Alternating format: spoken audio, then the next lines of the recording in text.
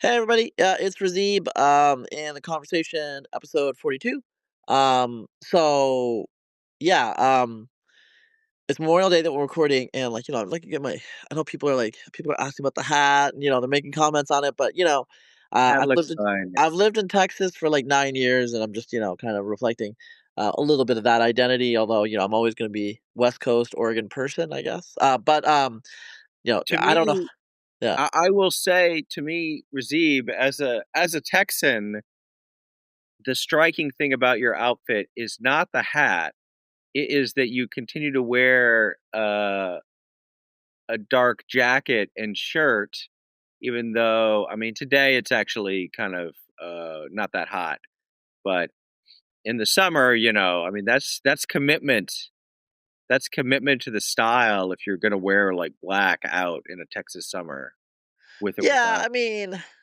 I'm not trying to be a villain or anything, but I know that there's like these rules about white hats and black hats and clothes and Right. everything like that. But you know what? I'm a maverick. You're a man. That's right. Yeah, Oh, yeah. I will say we were going to talk about this. I will say, there was a thing in the Texas Tribune. Speaking of Texas, this is why there are things I like about Texas, things I don't like about Texas. I'm a little bit more socially liberal than you, for example. So there's a few things that not my preference, but in general, Texas is pretty laissez-faire. Um, there was a thing about a Fort Worth Democrat that um, used a some technicality about a measure which our friend Nicole Nosek actually was involved in a land use reform which basically forces cities to allow building on small lots. And so just for the non-Americans in particular, American land use is very localized and they basically use it so you can't build. It's not as bad as Britain, but it's pretty bad. um, Right. and so Texas is like has a YIMBY reputation. Yes, yes, in my backyard. It's a big state. We're pro growth, et cetera, et cetera. Yeah. I do think a lot of this. Okay, so but what happened was like, I mean, when I read it, I was like, why would a Democrat? I mean, I understand that they're anti-growth, but a Texas Democrat, I thought it was, and also like the Republicans have kind of super majorities. So what's the point? They just Mhm. don't like people to build things. I don't really understand.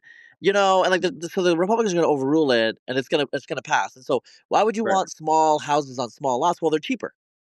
Right. So it's called supply and demand, which apparently a lot of people, not just Democrats, I mean, there are a lot of, in fact, like a lot of suburban Republicans, they should actually oppose building because their property, like what happens in California is your Right. property values just keep going up.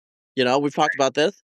So, I mean, it's in their rational self interest as just an individual, although I would argue that that's a local optimum where actually the society as a whole kind of gets, well, it gets Californicated in weird ways, and so that's gonna pass. I'm wearing the hat. And I'm like not ashamed to say I'm from Texas. I've lived here for like a huge part of my life now, my adult life, and like that sort of thing like makes me kind of like honestly like a little proud because, we're kind of sticking with the American pro growth mentality here, and Right. we have like I think, was it the fourth and the fifth largest cities in the country? We're actually a pretty urbanized state.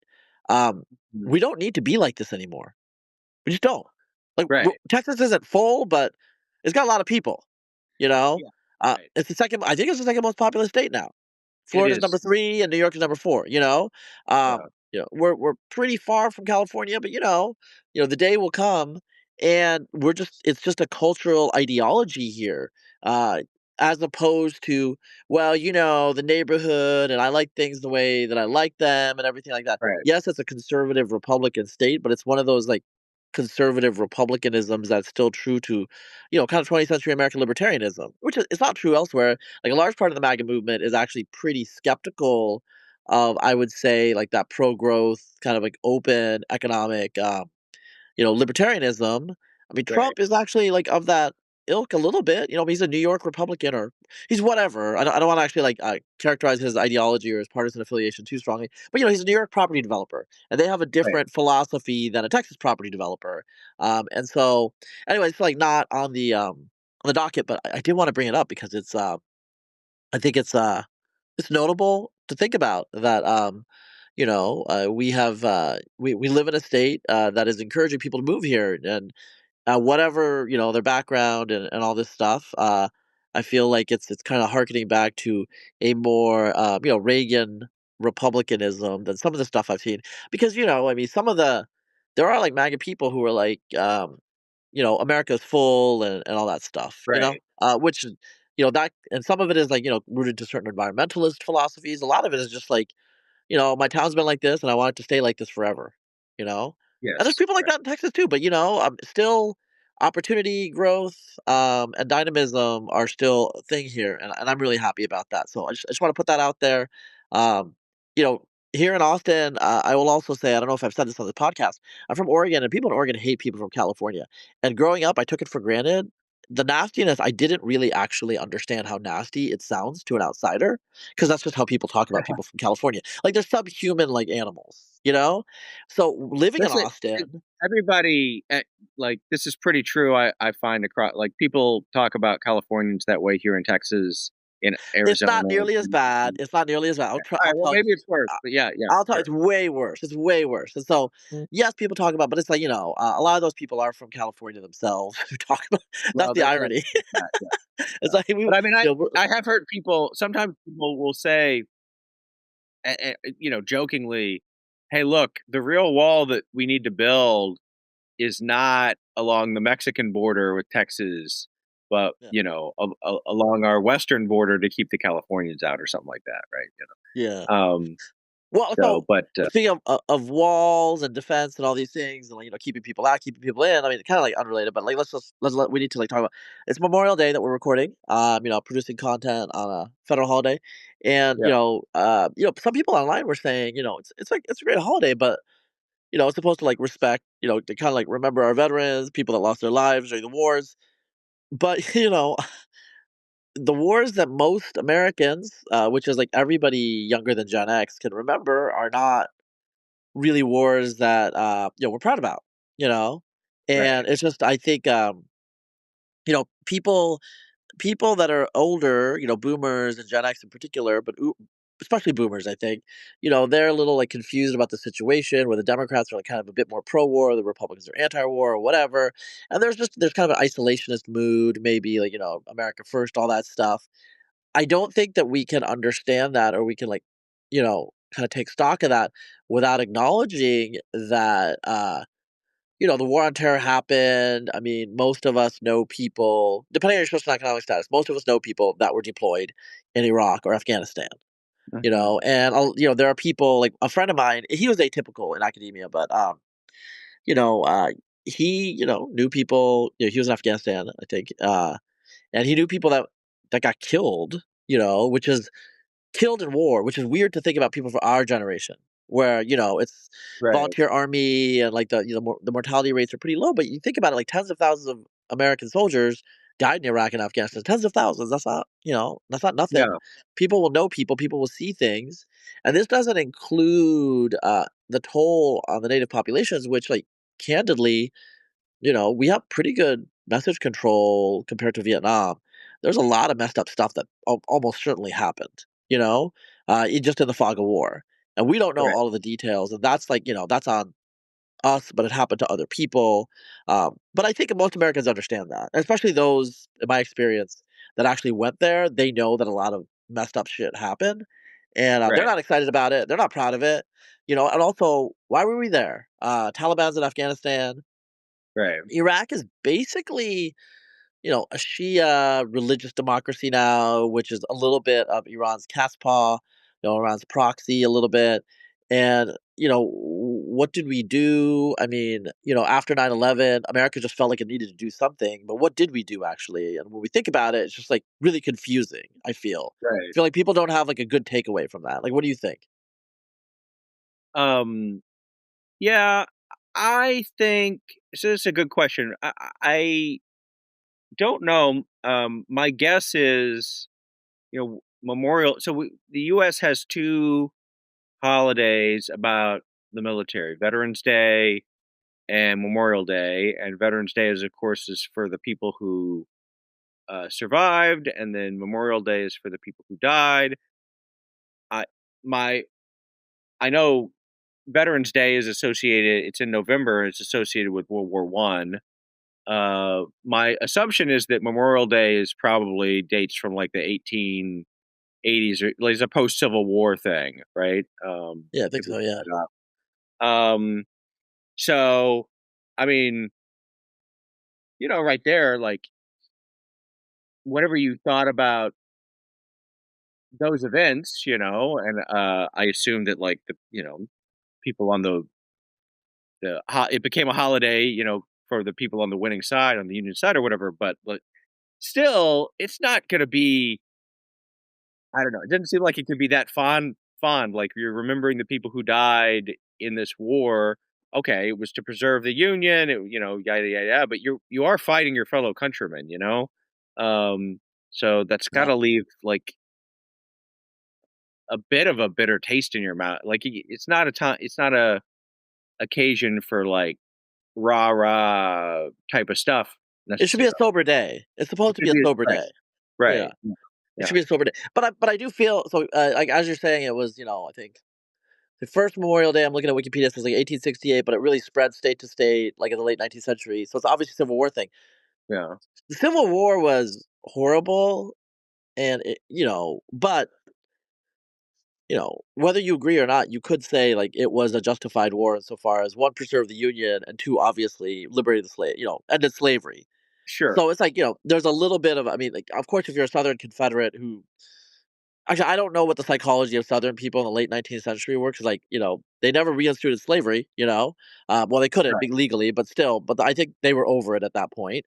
Um, but it was for a particular cause that's legible to people. And I think, what has happened of late in the 21st century is, you start out with 9/11, which is like a clear and distinct event, right. and with a clear and distinct protagonist. And Mhm. then over the next, like, 5 to 10 years or so, everything kinda it's spread out from that core into, like, this mission creep of, like, all these different things we're doing. Yeah, And, Obama was clearly, in his heart, an anti-war Democrat of the old school, like, kind of a yeah, peacenik type. But still, even he couldn't really turn it around in his first term. And they stayed in Afghanistan. Like, his pivot away from Iraq was, we're going to go to Afghanistan, which a right, little bit from the frying pan to the fire. Everybody who I know who has, I don't know that many people, but people who I know who's like, aside from the first, like, the siege of Fallujah, the first couple of years, Afghanistan was more psychologically traumatic, actually, if you're a soldier there, than Iraq, because Iraq right, is mostly an urban environment and stuff like that, whereas Afghanistan, you're out in these rural areas where everybody could be against you. You know? right, right, yeah. Yeah, I think, I mean, one thing I would say is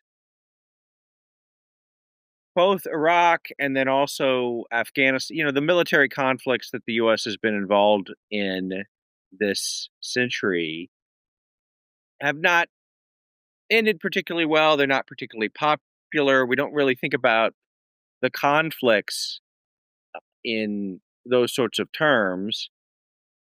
However, unlike with the Vietnam War, say, that does not seem to have bled over into how we view people, the soldiers, the veterans, or people who lived or Sure. died fighting in those conflicts. In Vietnam, you had a situation where, you know, people who were against the war were also kind of against the soldiers to some extent. I mean, not always, but you did have things like, people being spit Baby on, killers. Yeah, yeah, yeah. right, yeah, yelled at or whatever. And people, soldiers who came back and turned against the war, like John Kerry, would throw away their medals, although he didn't really do that. He threw someone else's medals away, but whatever. Um, so it was much more. There was not this distinction drawn between, the conflict is bad, but the soldiers remain heroic. We still, even though most people, Republican and Democrat, view the Iraq War as a mistake, perhaps even worse than that, they still view the soldiers as heroes, and you know,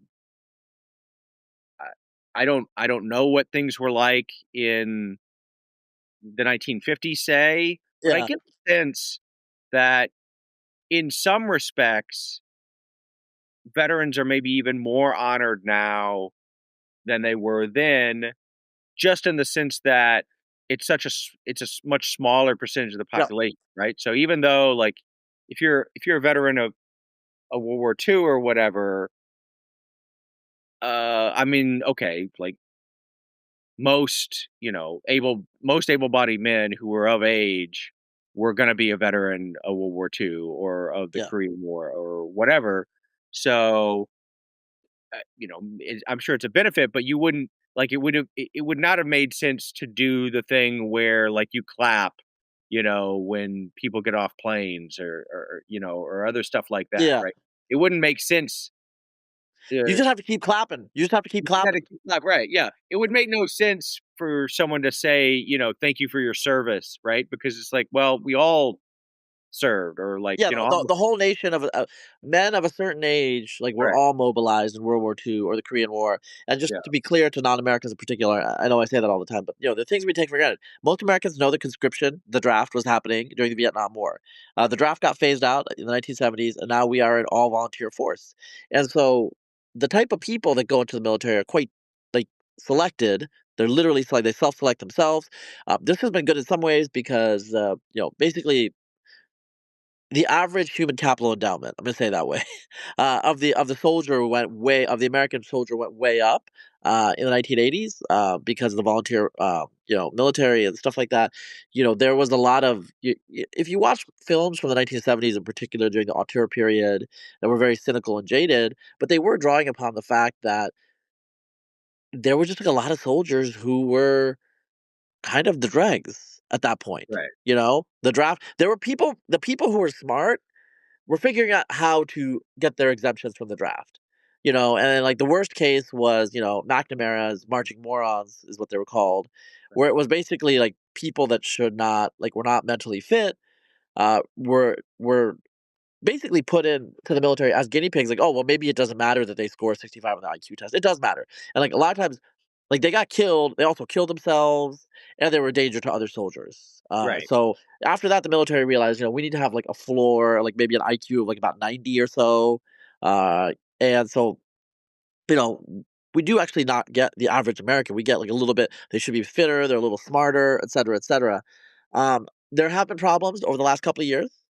Americans are like, of a certain age are like fatter, like less fit. There's all sorts of issues with obesity and PT. I know this from, a couple of my friends that are in the military or adjacent to it, and that's been an issue. But in general, the military has gotten frankly, a higher caliber of American, but they are from a certain subset traditionally. I think, certain things are changing. Like, for example, I think, especially in the armed, like young Latino men, for example, just because like the culture, Latino yeah, culture is like much more still like it's still kind of looked up to in a way, right, whereas it's not like it's looked down on, but a lot of Americans, middle class and above, they're like, well, you should be going to college, you know? yeah. I think that there's kind of there's still a subculture among white Americans that is Yeah, still that way. Particularly certain groups, like in the South, there's Scots Irish or whatever, where you just have generational service, so it's viewed more like your dad was in the military, your yeah, granddad, tradition. so it's tradition, yeah. But at the same time, you have had in the broader society or other segments where it's just not the case, and uh, I think I guess George W. Bush would have been the last president who served in Sure. any capacity. He was in the, Air National Guard or something like that. And then, Well, I think didn't Al Gore like Al Gore was was like he was like, yes, I mean, he was like he he was was like like a a military reporter or something, but I mean, he was in, he might have been in it might have been technically National Guard too, although I think he did go to Vietnam as a reporter. Um, Maybe you could check Yeah, yeah, that. that's what I'm saying. Yeah, yeah, yeah, yeah. So I think there was a I little mean, bit of that. the last president who actually saw combat was H.W. Bush, Yes, he did. Yeah. who, I mean, he got shot down, Yep. Yep. and I guess if we're those are the actual presidents. If you're talking about, candidates, then you have, Kerry, McCain, Dole. They were all, you know, Yeah. serious combat or whatever. But it's just it's shifted where that's no longer a big thing. I was going to say before we lose the thread, I do think it is kind of ironic that in the United States today there are a lot of high tech or other knowledge worker type jobs where at least directly they do not you don't have to take an IQ test, as part of the hiring process for that jobs. Whereas in the military, there is actually you do have to take an IQ test to get in the military, and they will reject you if your score is low enough. Yeah. That's Yeah, and, like, really quickly, I'll focus on the army because it's, like, the biggest unit. I just wanna, like it's actually, like, more representative by race, I think, than a lot of people think. yeah, So the army is, like, 54% non-Hispanic white, 20% Hispanic, and I think, no, it's 20% black, actually, 20% yeah, black, right, which is a little higher, and then, like, it's 18% Hispanic, and then 7% Asian or Pacific Islander and about 1% Native American, whereas the American population right now is in 2020 is like 58% non-Hispanic white, 12% black, about like 0.7% Native American, 6% Asian, and then a little bit Pacific Islander, and then like 19% Latino, actually Hispanic. So it's like Hispanics are actually like proportionally represented. Blacks are overrepresented, and whites are just a little bit underrepresented. And Asians are about a little bit kind of where you'd expect. I'm assuming that some of it is like who's around 20 years old. That's yeah, gonna be a little different. yeah. So actually, I think white Americans are a little underrepresented by their age profile, but not that much. I think I mean it would be interesting to do like an age analysis because of course old people are disproportionately white or whatever. So if you're looking at Yeah, like, people who are 18 to 30, or I know the military, it can include older people or whatever, but yeah, yeah. But it's definitely like really weighted. yeah, but it overall it seems to be you could just say broadly, Yeah. roughly proportionate. Yeah, So Gen Z and Zoomers, I just looked it up. 51% non-Hispanic white, 25% Hispanic, 14% black, 6% Asian, 4% multiracial, and about like 0.7, 0.8% Native American. So it's similar. It's similar, yeah, actually. It's pretty, but like you said, it's subdivided where it's like people like college educated people in New England right, are not well represented. Everyone knows they're not well represented in the army. yeah, Southern whites are pretty well represented in the army. yeah, Whereas like among Hispanics and blacks, I think it's more of a even representation because it's still right, culturally more normative. I mean, there's right, like not as much subculture, stuff going on, but yeah. So I mean, I think we back to our the general, general thing, general trend. It's like it's Mhm. a little interesting how not interesting, but yeah, a lot of Americans are not very in touch with military culture. It's kind of this other thing now. It's this whole subculture. Whereas 2 generations ago, like my father-in-law, for example, he was stationed in Japan. During the 1950s, he joined the military when he turned 19. It's a common rite of passage for a lot of American men after yeah, World War II, even during World War II, obviously, but even after World War II, military was a really big option for a lot of people. Not everyone went to college. Now, like what, like 40%, 45% of like 18-year olds are like matriculating in 4-year universities. So part of it is just like cannibalization of higher education. yeah, Associate's degrees, bachelor's degrees. These people are going into that, whereas in the past, a lot of people military is like college, like it trains people, to do a lot of things. If you do well on the IQ test, they will put you in stuff like comms and intelligence and other right, things like you know. So I mean, Rob Henderson, a friend of mine, he's pretty well known, blogger, writer, etc. He went to the military after high school. He tested really well on the IQ test. They gave him a structure, and he really turned his life around. And then he ended up going to Yale. yeah, Again, he's just a really smart guy. The military was known to identify people like that. Really, really bright. bright young people. But now today, I think a lot of super bright young people, unless they have like a family tradition, they're just going to go to college, which Right. wasn't always true. You know, wasn't always true. So it's like, kind of like Memorial Day, Veterans Day, these holidays are changing partly just because the American population is changing its relation relation to the military.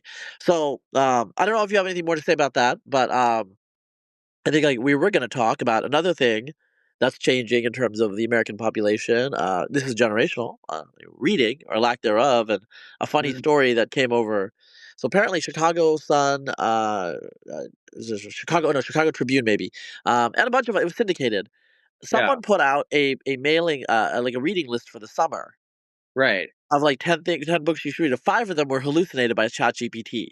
Right. Yeah. And so the writer who did that, like, fessed to it, was like, "Use ChatGPT." I think the key issue, though, is none of the editors caught it. Right. Right. So that means that, like, they don't read enough because like, they were, like, quite often famous authors with fake books. Like, Isabel Allende had a fake book, you know? Mm. So Yes. these are, I if mean, you're familiar with these authors, you would have, like, immediately realized something was, and in fact, like, I looked at the list and I'm not, like, super into literary fiction, to be honest, because there's more literary fiction, and I yeah. remember, like, thinking, "Wait a second, I never saw this on Isabella," because Isabel Allende's, like, biography, you know what I'm, like, there are certain authors where they're always prominently placed in bookstores. Mhm. I've never read an Isabel Allende book, but, Yeah. I've seen her books always prominently placed in bookstores, and so I would have recognized them, and I didn't recognize that book, I think that was listed, right? Yeah. It's kinda weird, like, people are just, did people ever read? Maybe it's just easier to catch. Right. Well, yeah, yeah, yeah. I don't know. I mean, to defend the not the person who generated that list or whatever, uh, which there's a weirdness there in that you're using AI to generate this thing. It's like you want people to read, but you're not willing to go through the trouble of actually making a real list or whatever. But uh, I think even if you are I think it's easy to understand how this might have slipped by other people in the editorial process. There are a few authors that I know really well where I could tell you their entire publication history. And so if there was a book by one of them that was fake that I saw, I would say, well, wait a minute, that's not a real book by them. But for most authors, even authors that I've read some stuff by and like I can it's unusual to have like a comprehensive knowledge of their oeuvre such that you could say, hey, there's no such book by that person. Yeah, Um that's like fair. That's fair, you can always wonder. Yeah, yeah, yeah. Yeah, even if you could be like, "Oh, this is just some lesser known novel," or some of the people are still publishing, I guess. So you could, oh, maybe it's something new or whatever. Um, it is. I think it does kind of tap into other trends. For a second, when you started this, I thought you were going to be talking about something else, which is there was a study recent. I think it was at Columbia, maybe it was at a Chicago University or whatever, about college students and reading comprehension. And there's a lot of stuff now about students being unable to read, not in the literal sense of if you put a piece of paper with words on it, they can't tell what it says, but in the sense of they're not used, like you assign them a book to read, The Idiot by Dostoevsky, say, right? Or, um, A Tree Grows in Brooklyn. I don't know. And they're like, oh, this is too much. I can't do this, so on and so forth. And then the most recent study from last week, I guess, had to do with students being given some paragraphs from Bleak House and trying being asked to make sense of what Dickens was saying in the opening to Bleak House. I don't know if you saw this or not. It was discussed in various chats, but you have a job. Yeah, yeah, and the Uh, screenshots and all. yeah. Yeah. And part of it, so the students in this study, I think, were asked, they were given the paragraphs and then they were asked to kind of paraphrase in modern language. So what is he saying? What is the author saying here? What is the author saying there? And they were almost none of them were able to do it to a substantial degree. Part of the issue, I think, with that particular passage was, that there was language about how it was something like it was very muddy, as if the waters had just receded and you might expect to encounter a megalodon, right? So basically, I think what was tripping people up was they didn't know about the flood. They didn't know about Noah's Ark. If they had known about that, then they would have been able to make the connection. But to them, they're like, Megalodon, what does that have to do with mud? Yeah, I mean, this is a thing that has been going on for our whole, I guess, uh, lives where, people have been complaining that the kids are stupid today. Yeah, And a lot of times you look at it, you're like, "Oh, no, this is just an ascertainment bias because more people are going to college and, right, stuff like that." Like, look at what, like, a 10th grader in 1890 would do. Well, you know what? Very few people made it to 10th grade in 1890. right, yeah. But but maybe the kids are not stupid finally. Maybe finally they are, you know? So I will tell you, I get a lot of feedback on my supervised learning Substack. So I do like one, and now I'm kind of trying to do two, depending on like the week, podcast, and then I have these like long essays. I've done surveys, I've gotten feedback. It's quite clear. Yeah, Old people read, young people listen to podcasts. right, right. It's just a fact. Probably like if I had to weight it, like like two-thirds of the people listening to the podcast are millennials or younger. Two-thirds of the people reading the essays are Gen X or older, like that. That's how I would split it, you know? Mhm. And, I prefer to read usually because the data is denser and I can read fast. But a lot of people today, they learn history through YouTube histories and stuff like that, which Yeah, are fine. But my problem with YouTube histories is like there's only so much information you can compress into like audio, and the structure is less structured, so that's a fundamental fact. And like movies, I know my friend Zach Sense has talked about this too, so I know it's like a legit thing. uh Movie theater owners and like movie production houses, they're a little worried about this 90-minute length yes, right, because the right, kids don't want to sit for 90 minutes. That's a long time for them. Back in the day, a 90 minutes was actually a short movie. right, right. When we were really young, like at the time, like tent poles and other things kind of eventually took over. But when we were really young, there was like a period where like there was just like a lot of long movies that were like 2 hours, you know, Mhm. and Or then they 3, realized, like, if it was hour yeah, versus or hour. three, yeah, but then they realized, like most of the time that's not economical, and they're like 90 minutes. That's a good like hour and a half, in and out.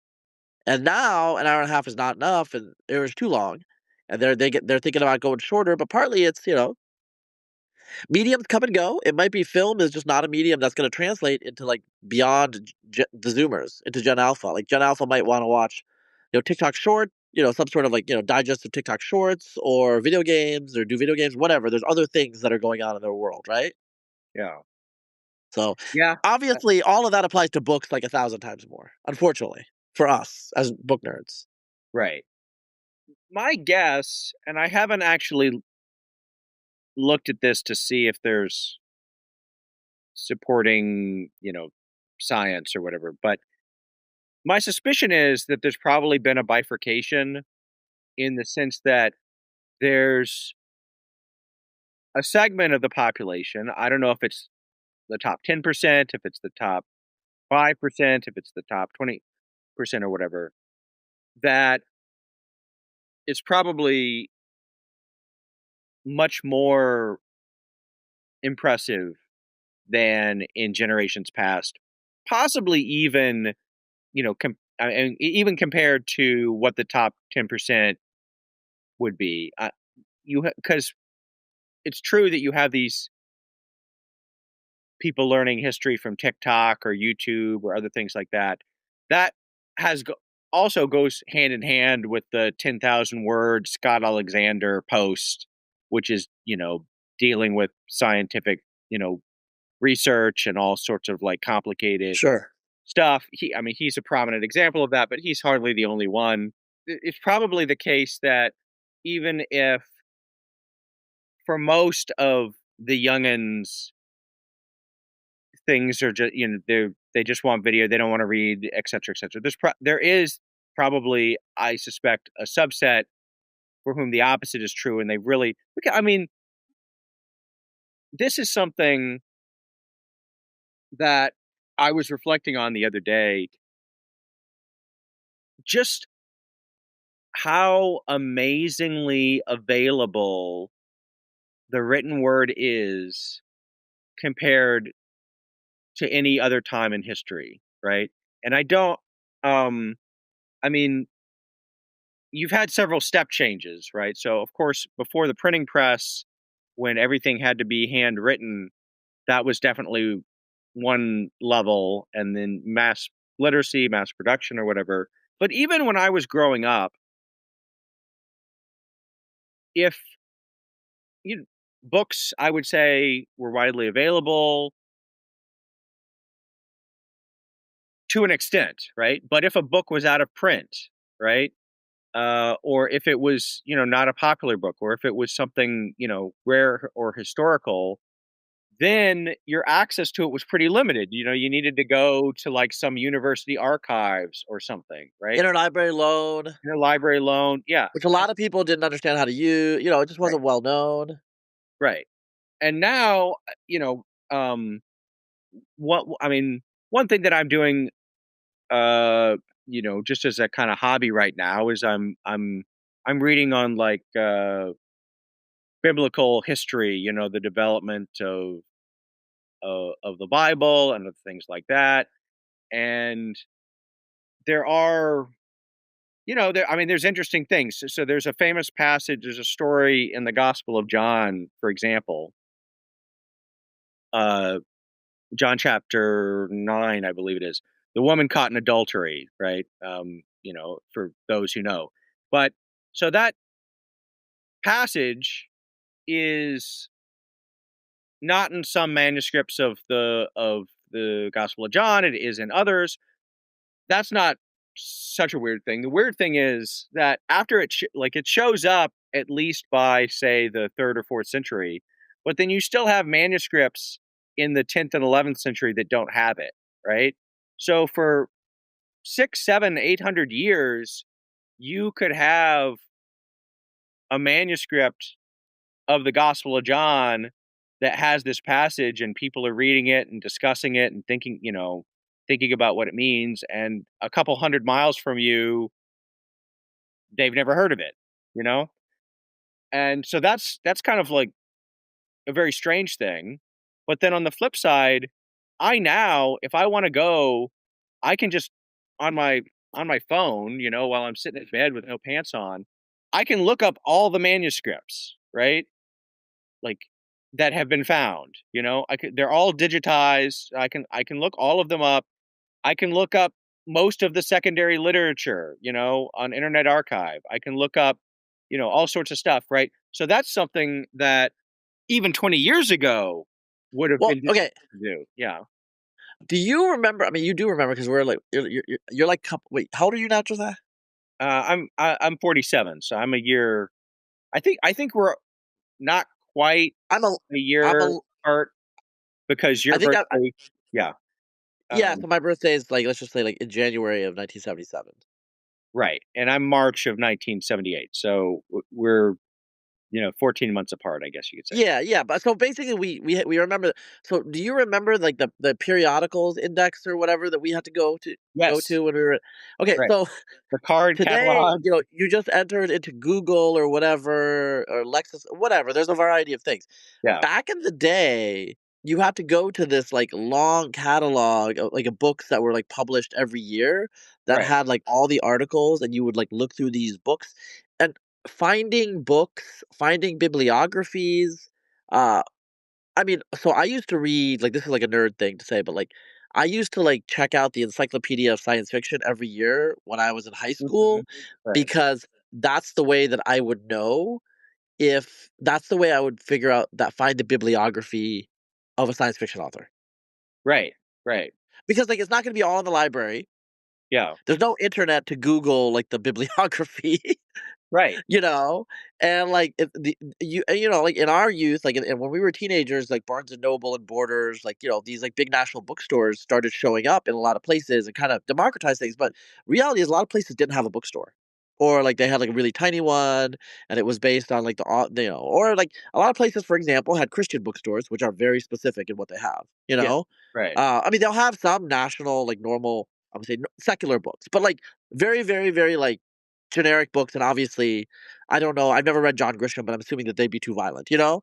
Yeah. So, it would be, like, a very, like, subset of books, and, like, the Christian bookstores would be, like, a little bit subsidized, I think, by the church or, like, there's some religious person because they obviously want the Christian books, you know? So you'd Right. have a Christian bookstore in small towns, like, my town had a relatively big Christian bookstore and then, like, a very tiny independent bookstore, like, small town of 12,000 in Eastern Oregon that had a university, had a tiny independent bookstore, that was basically, like, I think that independent bookstore is the size of my small apartment in Austin, you know? Yeah. Right. That's what it was. And so, we still remember a time where all that stuff wasn't accessible. And now, like I'm reading a book about Indo-European lexicon and linguistic paleontology that's some academic put the PDF free. So you can usually get a Mhm. free Right. PDF of most academic books. Like the academic themselves will usually send you if you email them. Like yeah, like it's $150 to get the print version, but the reality is the academic just wants the book out there. The $150 is subsidizing the university presses, like editors and everything like that. Right. Because like the books are just like very very low circulation. But now like this like fat tail, this long tail, you have all these low circulation books that you can read if you're a nerd. And so what you're talking about is you're having a kind of like diversification of kind of like the information consumer ecosystem where in the past Right. so I think Steve Saylor said this years ago when he was like reviewing like Gods and Generals, which I think was a Civil War movie.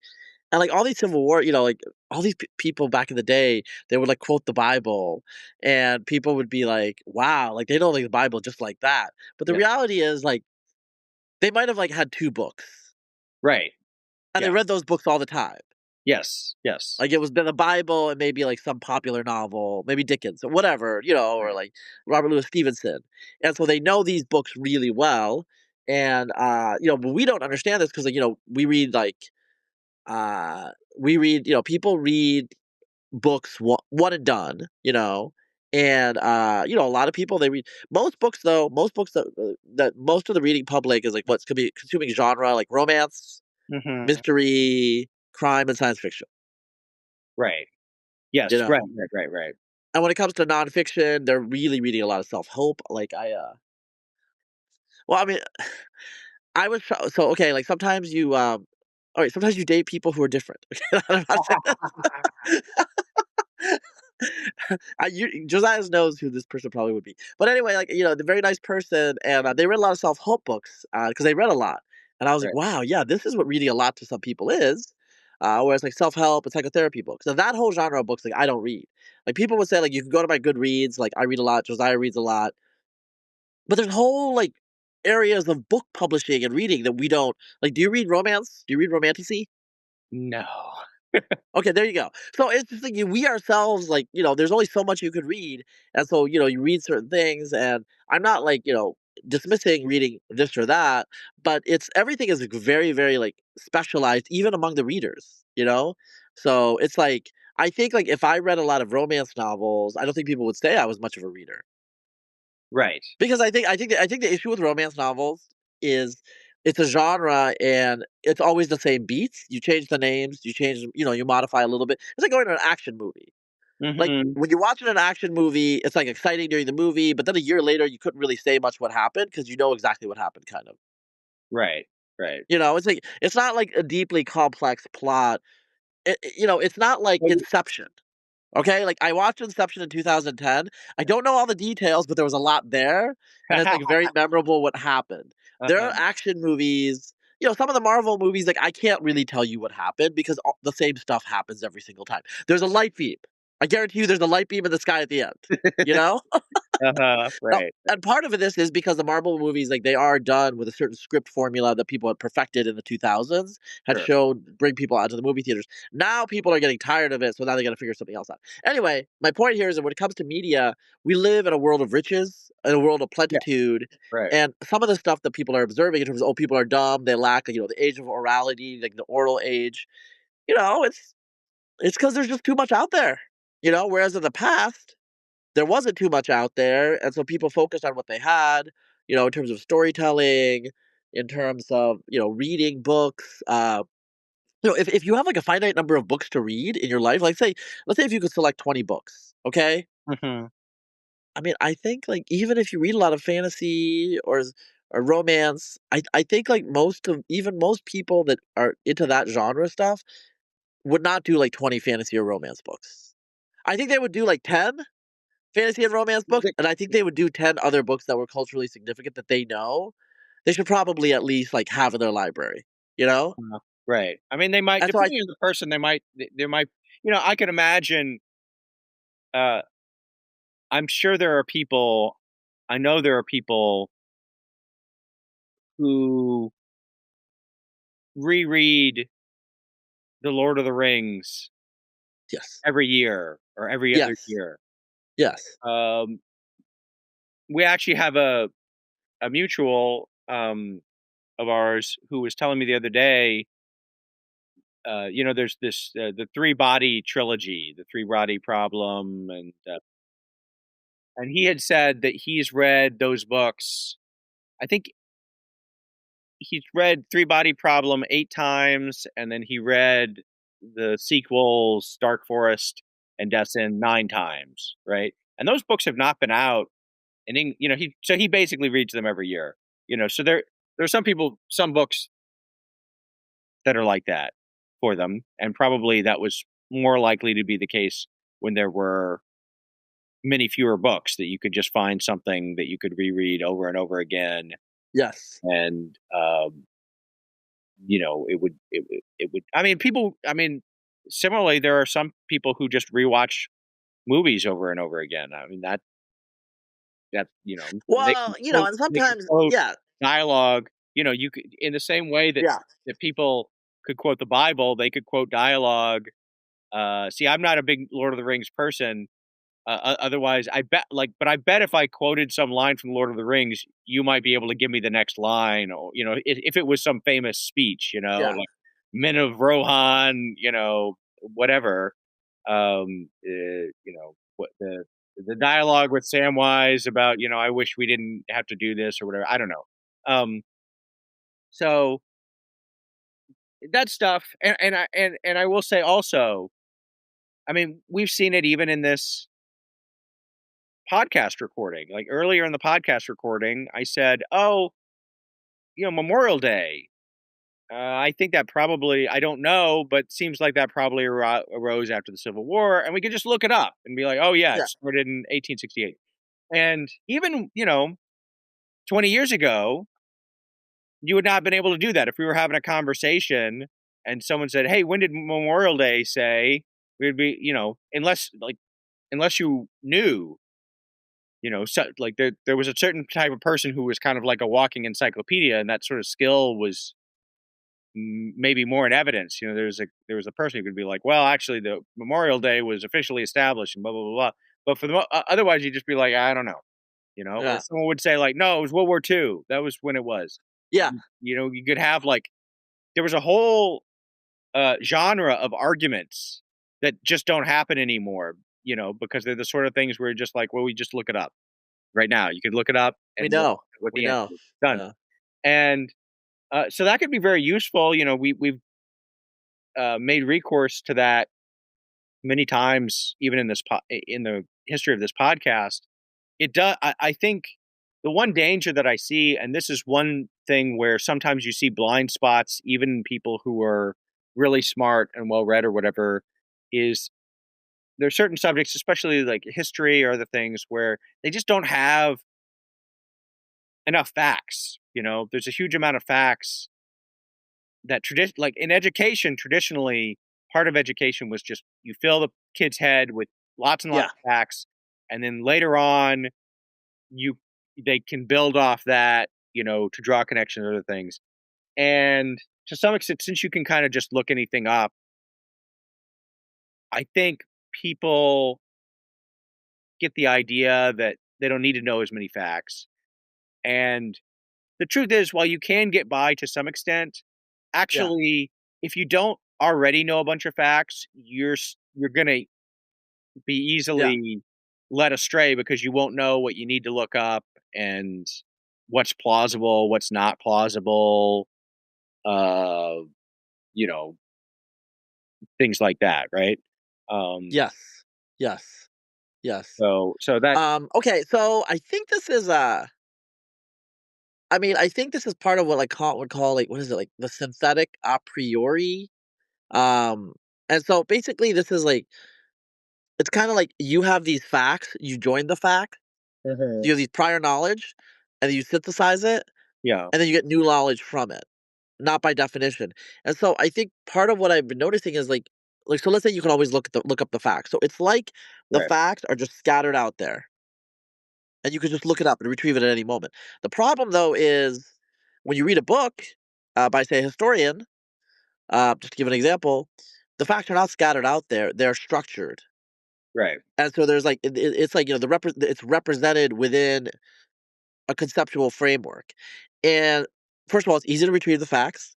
So if like I don't know, like for example, like if you ask me like the emperors, it's like ABCDE. You remember them in sequence, and so you can retrieve them yeah, very easily. You just kind of right, like scroll, like it's like a stack, some sort of stack or an array. Well, so I know the emperors, like most of them, the famous ones by sequence. So I just kind of know, like, oh, like, well, Augustus is like early in the sequence. right, Septimius Severus is the middle of the sequence. Constantine, or Theodorus the Great later in the sequence. So right, and I don't just and that is because like I've read and like I have of them in their historical context and stuff like that. yeah, And people who can like look it up on Wikipedia, yeah, they can look it up on Wikipedia, but they don't really add new quite often. They can just like confirm or reject like a very simple statement as opposed to a complex right. statement that will extend out the conceptual framework. So they're not actually building on the building; they can just describe the building, if that makes sense. Mhm. And so I think that that's what like the lack of reading is doing uh, to the youth. Because like I do think their ideas are getting simpler, candidly, Right, because they have like these like bite-sized chunks without the structure. So a 2-minute TikTok is less informative than a 1-hour podcast is less informative than a 5,000 word essay. That's just like if you look at the amount of I mean, obviously 2-minute versus 1-hour podcast, okay, that makes sense. But if you look at the way if you do a transcript of yeah, a 1-hour podcast and compare it next to an equivalent, right, 5,000 word essay or whatever, like do the same number of words, it's just quite clear that when you're doing written first, as opposed to just, and, the ancient Greeks and Romans, like a lot of the stuff that they wrote, like famously, Procopius, Procopius's works, he read out in public in Constantinople. So they were written to be read out loud. Still, some of them. they were written Some of them first. he read out. I don't think he read The Secret History Yeah, yeah, out. yeah, okay. The bad stuff, the secret stuff. Yeah, yeah, yeah. Yeah, which was the good stuff. The That's bad right, stuff, which is right. actually the good stuff. But Yes, yes, but my point here is like when you write it, it has a different structure. And people always say that. right, They're like, whoa, you're a lot different in Twitter than you are in your written essays. yes, right, right, Which is like, but I mean, some of it is like I just kind of let it go on Twitter, but also the medium is quite different. You have it's harder Yeah, you still to be seem extremely bright, frankly, on Twitter. right. Everyone's kind of retarded, you Yeah, know? it would not I mean, you if you take, like, one of your Substack posts or whatever, it would not work to break that up into, 280 character things No, and post it. Uh, by contrast, a Substack post that was, 2,000 words of tweets put together would also just feel, like, really weird. So, yeah, yeah. a lot That's why medium is the I best hate way to tutorials. No, I don't. I'm not gonna say I hate, but I don't really like tutorials and tweet threads and stuff like that because it's just not the same. It's like okay, like yeah, you can't like get it together to just like sit down for like 2 hours and write it out. right.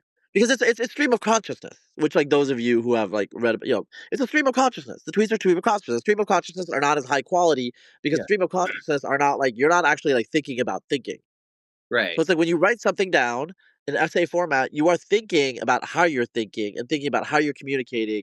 It's like multiple layers of like deeper work that you're putting into your intellectual product. Whereas a tutorial is like spit, you're spitting out Mhm. phrases, Right. and like they're kind of strung together in a linear way, but it's almost like a memoryless process. Like each tweet builds on the next tweet, builds on the next tweet, builds on the next tweet. When you're reading an essay and when you write an essay, and like most of you know this, but like let me just reiterate: when you're writing an essay, you write it.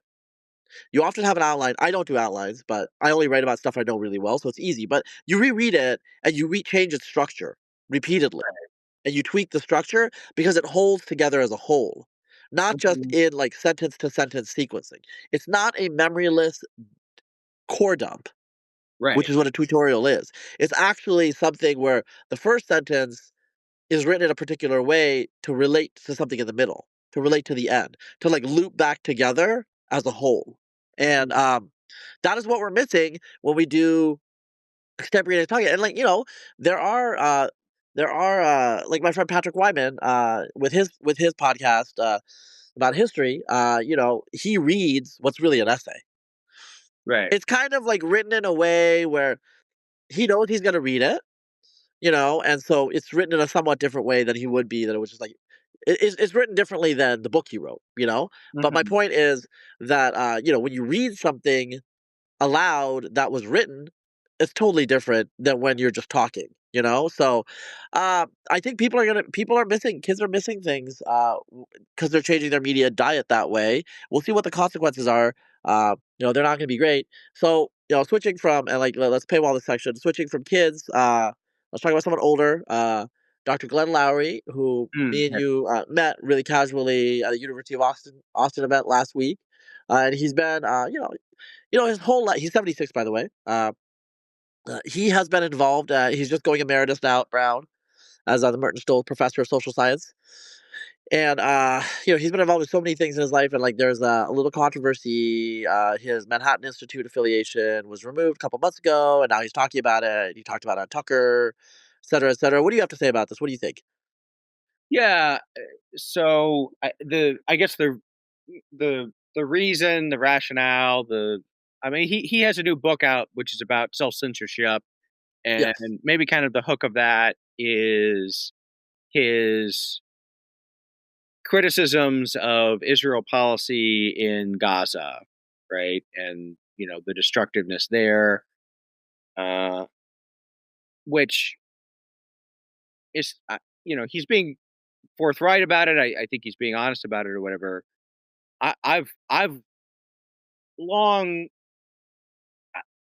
I've long kind of known that Glenn was like quietly a Israel skeptic, you know. No, Um, he's been very open about it in the past. yeah. In fact, I remember back in the days of blogging heads, right? When they used to have, uh, before the podcast, there's like these video podcasts or whatever. Yeah. And I, I, there was this amusing sequence where Glenn was talking with Matt Iglesias, and they were talking about, I forget what the original thing was, but it had something to do with like race, and you could tell they were talking about this, and you could tell that Matt was being very careful in how he talked about this to not say something that would, be offensive or whatever on the subject of race, right? And then somehow they switched topics, so they were talking about Palestine, and all of a sudden the roles were reversed, and you could tell Glenn was being very judicious and cautious in his words, because it's like, well, like when they were talking about race, Glenn's black, he's got, if not total immunity, especially back then, he could kind of say whatever he wants on race. Whereas Matt is, you know, these are the social conventions, right? He's not allowed to. But then when it comes to Israel, Matt's Jewish. He can let loose. He can say what he wants, and but Glenn was like, well, I don't want to be called an anti-Semite, so his I think his I I'm a big fan of Glenn Loury. He's had a very interesting arc, kind of gone back and forth between liberal Over conservative, and over. liberal conservative, Yeah. or whatever. Uh, I suspect, and I don't necessarily mean this as like a negative or whatever, but his criticisms of Israel's policy in Gaza were were very high level in general. I think he's probably still self censoring to some extent, you know. Um, and I don't like, obviously I don't think he's an anti-Semite or anything like that, right? Whether you agree with whether you agree with his stated views or even what he really thinks, if you were to, like, be smoking cigars and having whiskey and